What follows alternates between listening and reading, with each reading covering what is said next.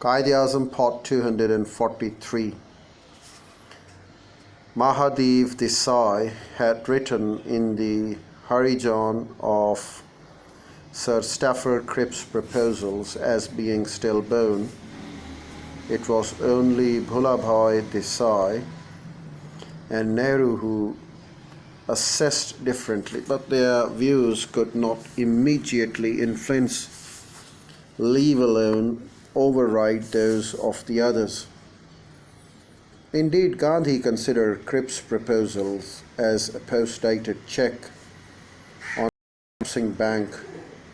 Gandhi wanted to return to war immediately after his meeting with Cripps, but was persuaded by a working committee to stay in New Delhi. Abul Kalam Azad met Cripps on behalf of the Congress several times. The Congress Working Committee on 29 March 1942 passed a resolution rejecting the Cripps offer. The resolution was communicated to Cripps but not made public until after the first week of April. During that week, Jawaharlal Nehru came in. There were further discussions about the powers and responsibilities of the Indian Defence Minister, and Cripps arranged a meeting between the then Commander-in-Chief Wavell, Azad and Nehru.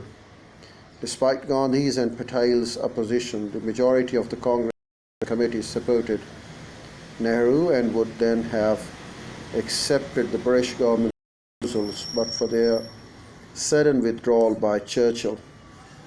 Just as they were about to be accepted, that those proposals were withdrawn was subsequently made clear in the House of in a debate on India. Churchill, making a speech in the House some years later on 12 December 1946, had said, "I remember well when the Right Honourable and learned gentleman went out as representative of the government of which I was the head, as how we had to pull him up because I do not want to say anything. Sir S. Cripps, if the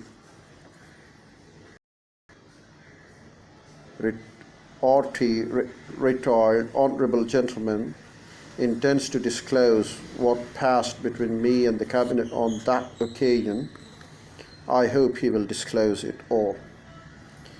Mr. Churchill, the retired honourable and the learned gentleman is quite right in what he says. I shall not pursue the point."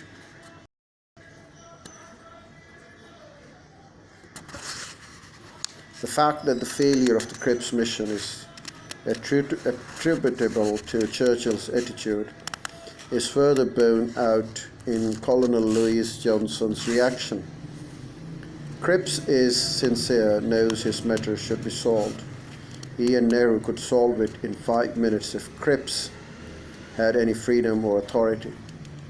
To my amazement, when a satisfactory solution seemed certain, with unimportant concessions, Cripps with embarrassment told me that he could not change the original draft declaration without Churchill's approval, and the Churchill has cabled him that he will give no approval unless Wavell and his viceroy separately sent their own coded cables unqualifiedly endorsing any change Cripps wanted.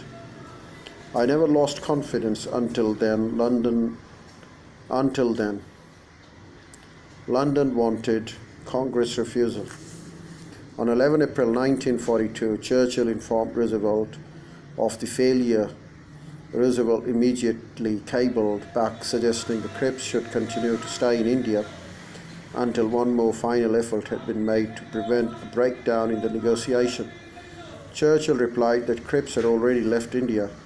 His Majesty's government did not want a resolution of the problem in India, certainly not then, and currently not when Churchill, as the Prime Minister, presided over the future of British Empire. Possibly those who drafted the proposals had assumed that they were putting forward an arrangement which would satisfy the Muslim League and also meet the views that Sir Sikandar Hayat Khan had directly put across to Prime Minister Churchill.